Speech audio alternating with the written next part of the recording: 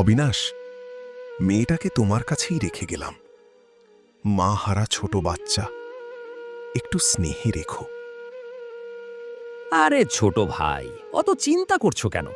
বকুল আমার নিজের ভাগ্নি, আমার ঘরেও নিজের মেয়ের মতোই থাকবে। তুমি নিশ্চিন্তে বাড়ি ফেরো। না বাবা, আমি তোমার সাথে যাব। আমাকে এখানে ফেলে রেখে যেও না বাবা। সোনামা আমার কান্নাকাটি করে না। কটা দিন মামা বাড়িতে থাকো, আমি এসে নিয়ে যাব। ভালো হয়ে থাকবে, কেমন?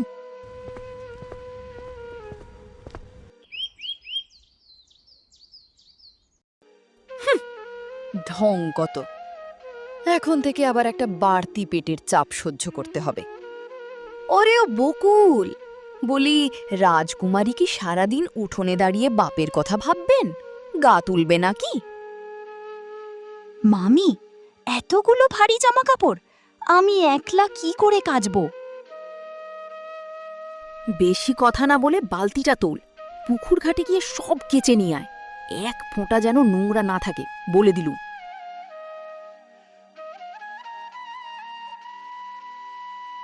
বাহ, কত ফুল ফুটেছে গাছতলায়, ঠিক আমাদের বাড়ির মতো। মা কত ভালোবাসতো এই ফুল। মা, তুমি কোথায় গেলে গো? তুমি থাকলে তো আমাকে কেউ এত কষ্ট দিত না। কি রে পোড়ার মুখী, ফুল কুড়োনো হচ্ছে? ধোয়া হলো জামা কাপড়? দাঁড়া, আসছি, তোর মজা দেখাচ্ছি।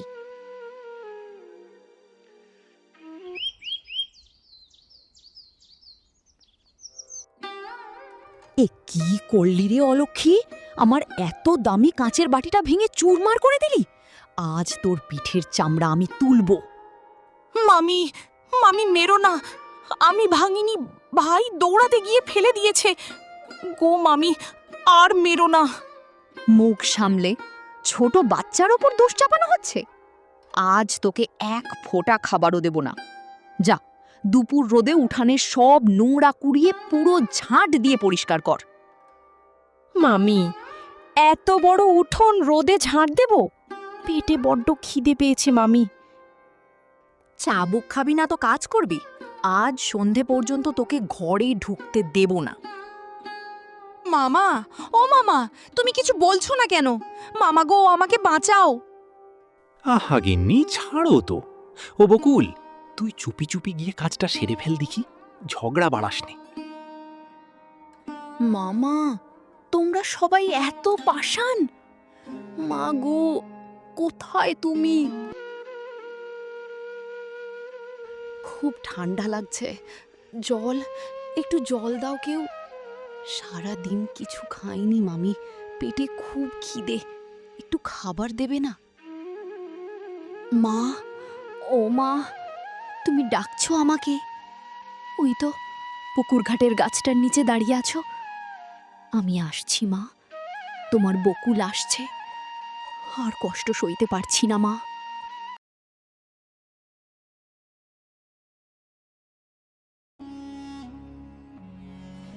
এই বকুল, বেলা কত হলো খেয়াল আছে? শুয়ে শুয়ে কুড়েমি করা হচ্ছে। ওঠ বলছি। আর একটা পাও এগোবে না মামি, আর একটা পাও এগোবে না মামি। অনেক কষ্ট যন্ত্রণা দিয়েছ আমাকে, আর সহ্য করব না। কি বললি? তোর এত বড় সাহস, মুখের ওপর জবাব দিস? দাঁড়া, আজ তোকে পিটিয়ে সোজা করছি। খবরদার, আর একটা হাত তুললে এই লাঠি দিয়েই তোমার সব অত্যাচার ফেরত দেব। এ কি রে, তোর চোখে এমন আগুন কেন? এতদিন অনেক সহ্য করেছি, এখন যাও, ঝাঁটা নিয়ে পুরো উঠোন ঝাঁট দাও আর পুকুর ঘাট পরিষ্কার করতে যাও। সব কাজ আজ তুমি করবে। বাপরে, ওগো শুনছো? এ তো মানুষ নয়, এর গায়ে কিসের যেন ছায়া ভর করেছে। আমি যাচ্ছি, আমি সব কাজ করছি, তুই লাঠিটা নামা। ওগো, বাঁচাও আমাকে। বকুল সকাল থেকে কেমন যেন হয়ে গেছে, আমাকে দিয়ে সারাদিন বাড়ির কাজ করাচ্ছে। কি বলছো কি তুমি? বকুল কোথায় এখন? জানি না, সকালের পর আর ঘরে ফেরেনি। চলো চলো, গিয়ে খুঁজি। বকুল, বকুল রে, কোথায় গেলি? ওগো, ওই দেখো পুকুর ঘাটের গাছটার নিচে কি পড়ে রয়েছে। বকুল, বকুল ওঠ! এ কি, গাটা যে একদম ঠান্ডা হিম হয়ে আছে। ওগো, মেয়েটার মুখে অমন মিষ্টি হাসি কেন? সারা শরীরে ফুল কে ছড়িয়ে দিল? আমরা কি করলাম গিন্নি? মেয়েটা আর নেই, ওর মায়ের কাছে চলে গেছে। বকুল রে, সোনা মা আমার, আমাদের ক্ষমা করে দে। বাতাসে ভেসে আসা বকুল ফুলের সুবাস যেন নিস্তব্ধ পুকুরঘাটকে এক অদ্ভুত মায়ায় জড়িয়ে রাখল। যে ভালোবাসার জন্য ছোট্ট মেয়েটি দিনরাত কেঁদেছে, এই পাষাণ সংসার তাকে তা দিতে পারেনি। অবহেলা, ক্ষুধা আর লাঞ্ছনার কারাগার ভেঙে সে চিরতরে মুক্তি পেয়ে গেল। কোনো অনুতাপ, কোনো চোখের জল আর বকুলকে ফিরিয়ে আনতে পারবে না। সে এখন সমস্ত পার্থিব যন্ত্রণার সীমানা পেরিয়ে চলে গেছে তার মায়ের সেই চিরন্তন অপার্থিব স্নেহের কোলে, ঠিক একটি ঝরে পড়া ফুলের মতোই নিষ্পাপ আর পবিত্র হয়ে।